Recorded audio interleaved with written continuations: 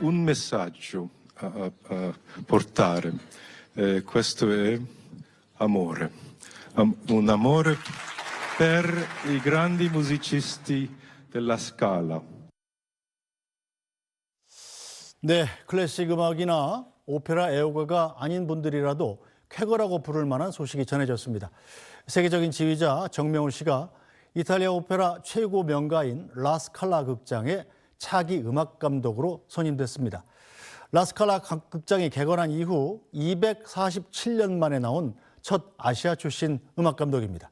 관련 내용 박재성 음악 칼럼니스트와 함께 짚어보겠습니다. 어서 오십시오. 네, 안녕하십니까. 네, 라스칼라 극장, 저 같은 문외한도 여러 번 들어본 이름이라면 정말 대단한 곳이면 틀림이 없죠. 네, 이탈리아 오페라의 산실이자 어떤 역사적인 상징과 같은 장소인데요. 여기 교과서에 나오는 베르디 오페라들도 많이 초연이 됐었던 그런 역사적인 장소이기도 합니다. 일반인들에게는 네. 축구로 따지자면은 맨체스터 유나이티드나 레알 마드리드의 어떤 구장, 네. 홈구장 같은 그러한 역할을 하죠. 그런데 이 이탈리아에서는 전국적으로 60여 개의 오페라 하우스가 있습니다. 네. 근데 그 중에서도 이 밀라노에 있는 이 라스칼라 오페라 하우스가 가장 역사와 전통을 자랑하는데요. 이탈리아 오페라를 상징하는 아이콘으로서 19세기에서부터 이 오페라 하우스가 갖는 영향력이 굉장히 컸습니다. 네. 정명훈 씨, 전에도 이 라스칼라 극장에서 자주 지휘는 했었습니다. 네네. 저도 그런 기사도 여러 번 봤는데 지휘를 하는 것과 음악 감독이 되는 것은 어떤 차이가 있는 겁니까? 일단 그냥 지휘를 한다라는 것은 오페라 하우스에서 네. 외주를 줘서 지휘를 하고 공연을 하는 그런 수동적인 입장인데 음악 감독이라는 거는 감독, 그러니까 프로젝트의 설계서부터 선출, 그다음에 제작, 공연까지를 모두 설계해서 어떤 공연뿐만이 아니라 오페라 하우스의 어떤 예술적인 방향성, 정체성을 만들어가는 아주 중요한 역할이라고 말할 수 있겠습니다. 네, 그러니까 축구로 치면 영국의 맨체스터 유나이티드나 스페인의 레알 마드리드, 야구로 LA 다저스의 감독이 되는 것과 비슷한 일이군요. 네, 그렇죠. 스포츠로 따지자면은 그런 역할을 하는 거는 분명히 맞습니다. 근데 더 중요한 거는 이 오페라 하우스의 음악 감독이란 자리는 아까 말씀드린 대로 그 단체의 어떤 정신이나 예술성을 대변해야 되는 자리인 만큼 영향력이나 어떤 파급력에 있어서 오페라계의 어떤 교황, 콘클라베를 통해서 선출된 교황과도 같은 위치라고 저는 생각을 합니다. 네, 자 라스칼라 극장의 음악 감독이 얼마나 대단한 자리인지 알아보려면 그 전임자들이 누군지 보면 되지 않겠습니까? 전임자들이 굉장히 이제 화려한 라인업입니다. 일반인들한테는 조금 생소한 이름일 수도 있겠지만 아르투로 토스카니니라는 굉장히 유명하고 다혈질 이었던 지휘자부터 시작해서 클라우디오 아바도, 리카르도 무티, 다니엘 바렌보임, 이런 기라성 같은 지휘자들이 이 라스칼라의 음악 감독을 거쳐갔습니다. 자, 이런 분들을 음악 감독으로 선임했던 라스칼라가 왜 정명훈 감독을 음악 감독으로, 차기 음악 감독으로 선임하게 된 건가요? 여러 가지 이유가 있습니다. 선임하게 된 가장 중요한 이유는 이 정명훈이라는 지휘자가 일단 이탈리아 오페라에 정통합니다. 그리고 1989년서부터 이 라스칼라와 관계를 맺어왔고요. 그래서 지금까지 오페라는 한 9편 정도를 84회 정도 공연해왔고요. 그다음에 이제 이 오페라 하우스의 오케스트라와 따로 콘서트 공연을 무려 141회를 했다고 합니다. 그래서 음악 감독 이외의 지휘자 중에서는 가장 많이 라스칼라를 지휘했다고 하는데요. 어떤 이러한 신뢰까지가 바탕이 되었기 때문에 선임될 수 있었다고 저는 생각합니다. 네, 정명훈 씨 입장에서도 라스칼라의 음악 감독으로 선임된 거 대단히 기뻐할 만한 일이겠죠? 네, 그렇습니다.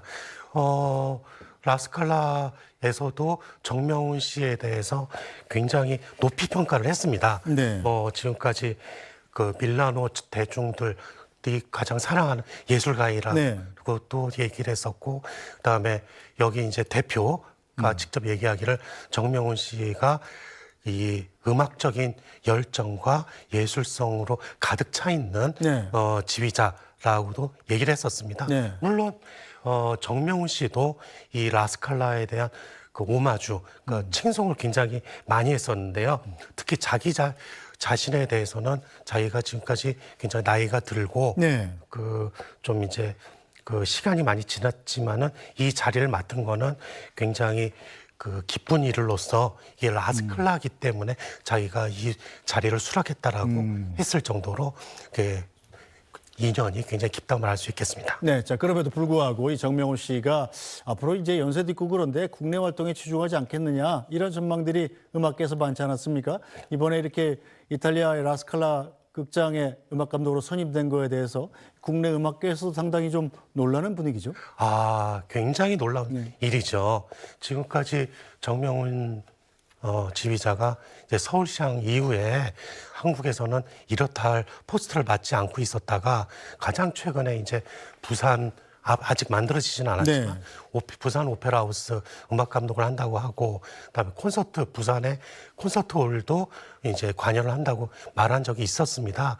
근데 그 외에는 사실 본인도 밝혀왔지만 어디 이제 정기적으로 그 자리에 그 취임하지 않겠다라는 의사를 밝혀왔었는데 그런 와중에 갑자기 이렇게 라스칼라 음악 감독 소식이 있게 돼서 굉장히 놀랐죠.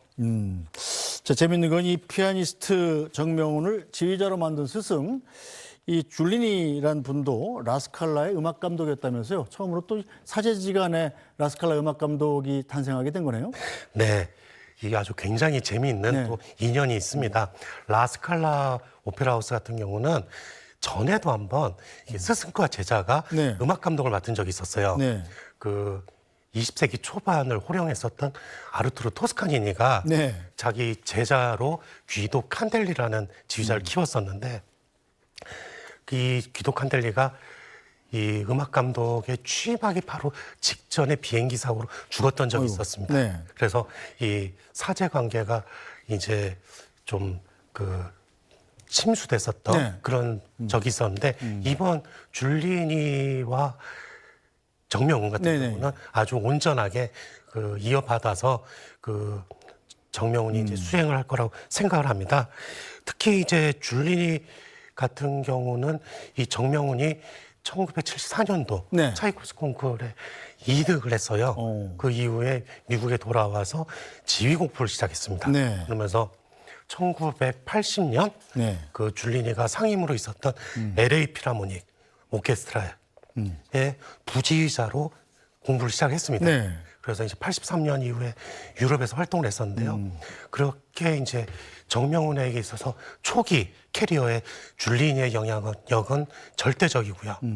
지금도 정명훈 지휘자의 베르디를 듣다 보면 줄리니의 어떤 영향이 조금씩 묻어나는 모습도 관찰할 수 있습니다. 자, 그렇군요. 자, 그럼 여기서 세계적인 지휘자 정명훈과 라스칼라 극장의 인연 그리고 자기 음악 감독 선임 과정까지 내용을 영상으로 보겠습니다.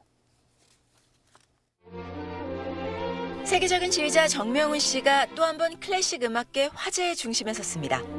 247년의 역사를 자랑하는 이탈리아 밀라노 라스칼라 극장 차기 음악 감독으로 선임된 겁니다. 작품 선정부터 단원 선발까지 총괄하는 자리로 임기는 오는 2027년부터 2030년까지입니다. 라스칼라 역사상 비이탈리아 출신이 음악 감독을 맡는 건 다니엘 바렌보임에 이어 두 번째, 아시아인으로는 처음입니다. Un messaggio a portare. Questo è amore. Un amore per i grandi musicisti della Scala. 정명훈 감독은 라스칼라에서 84번의 오페라 공연과 141번의 콘서트를 지휘했고 2023년엔 라스칼라 필하모닉 첫 명예 지휘자로 추대되기도 했습니다. 프랑스 국립 바스티에 오페라단 음악 감독 등을 역임한 정 씨는 밀라노 관객이 가장 사랑하는 예술가 중 한 명으로 꼽히기도 했습니다. 네, 자, 오페라의 종가 라스칼라의 음악 감독으로 그것도 최초로 아시아인을 음악 감독으로 선임한 데 대해서 이탈리아 내에서 좀 불편해하는 시각은 없나요? 불편하다기보다도 네. 좀 변화를 하고 있다고 저는 생각합니다. 그 말씀 주신 대로 원래 이탈리아가 굉장히 보수적인 나라거든요. 그렇죠. 그래서 지금까지 이탈리아 지휘자들이 주로 음악 감독을 해왔었는데 네.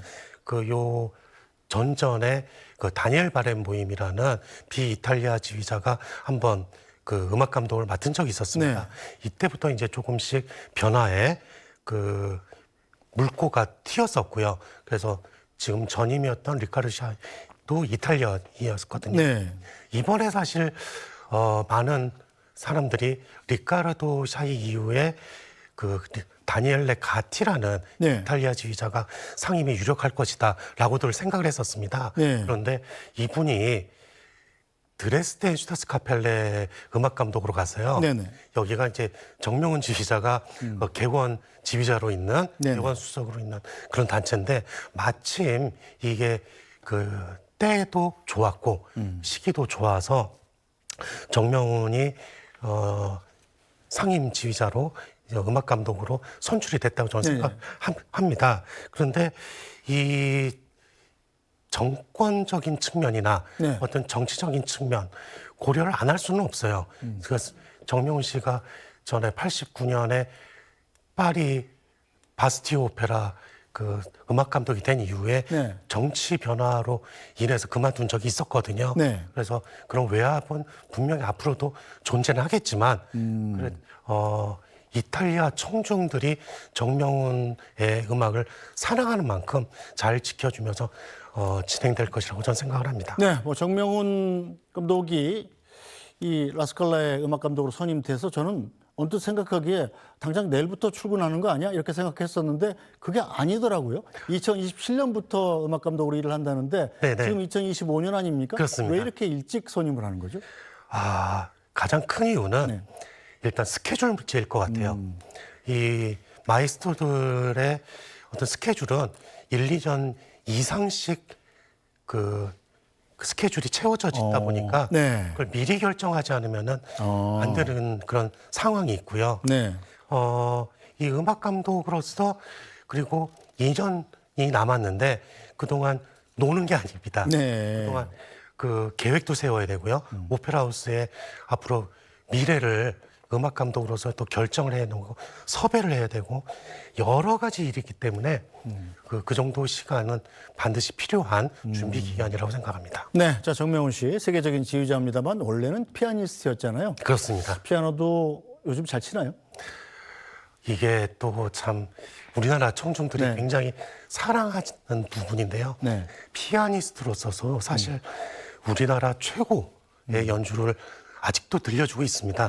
물론 이제 젊은 시절만큼 테크닉이 뛰어나지는 않지만 어떤 그 연륜에서 나오는 음악성과 음색, 그다음에 정서의 어떤 그 고급스러움 이런 거는 아직도 우리나라 최고 수준의 피아니스트라고 말할 수 있습니다. 이 정명훈 씨뿐만 아니라 이 정명훈 씨 형제들이 또 다 유명하잖아요. 그렇죠. 바이올리니스트 정경화 씨 포함해서. 네네네. 그리고 이제 정경화, 정명화. 네. 그래서 둘이 세 명이서 그 옛날에는 정트리오라고 네. 해서 실내악 연주도 많이 했었습니다. 참 행복한 집안인 것 같습니다. 네, 그렇습니다. 자, 정명훈 씨 이미 30대 때 프랑스 바스티유 오페라 극장의 음악 감독으로 임명이 됐지 않았었어요. 네네. 자, 그 당시에도 상당히 세계 음악계를 깜짝 놀라게 했던 인선 아니었습니까? 그렇습니다. 보면 그때 쌓은 역량 또 네트워크 이번에 라스칼라 음악 감독으로 선임되는데 도움이 좀 됐다고 봐야겠죠? 아까도 말씀드렸지만은 이 오페라 하우스의 음악 감독이 된다는 거는 사실 실력으로만 되는 건 아니라고 저는 생각합니다. 그 오페라 하우스와의 어떤 그 관계도 중요하고요. 그다음에 그 지휘자의 어떤 지난 캐리어도 굉장히 중요하고요. 그래서 이미 거장 중에서 거장 되게 많지 않습니까? 그 중에서 우리 오페라 하우스를 이끌어갈 사람이 어떤 사람이 돼야 되느냐라는 걸 결정할 때는 사실 음악적인 이유도 크지만 네. 비음악적인 이유도 좀 크다고 생각합니다. 네. 어떤 글로벌 네트워크라든지 네. 어떤 매니지먼트를 통한 어떤 사업 그 이익 창출, 네. 그 다음에 어떤 또 비상업적인 측면에 있어서 이 오페라 하우스를 얼마나 빛내줄 것인가, 네. 공헌을 할 것인가 여러 가지 문제가 있습니다. 그래서 이 모든 것을 통합해 나가는 그 능력이 있어야 음악 감독의 자리가 있어야 되는데 정명훈 씨야말로 이러한 모든 조건을 다 갖춘 마에스트로였다고 저는 생각합니다. 네, 자 클래식계에서도 뭐 임윤찬, 조성진 씨 같은 피아니스트는 물론이고 이렇게 정명훈 씨처럼 이 라스칼라의 음악 감독도 되는데 K-팝에 이어서 이렇게 K-클래식이 전세적인 인기를 끄는 전 세계적인 인물을 배출하는 그 원동력이 뭐라고 생각하십니까? 일단은 한국 음악인들, 뭐 클래식이나 그 대중음악을 그 넘어서서 네. 음악에 대한 DNA가 좀 다른 것 같아요.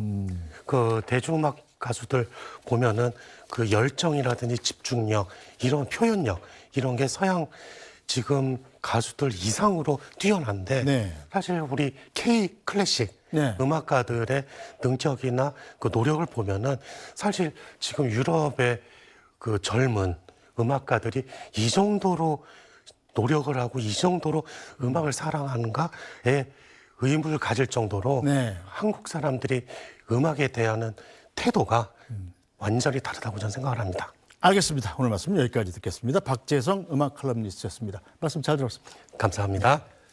오늘 뉴스 브리핑은 여기서 모두 마치겠습니다. 저희는 내일 다시 찾아뵙겠습니다. 고맙습니다.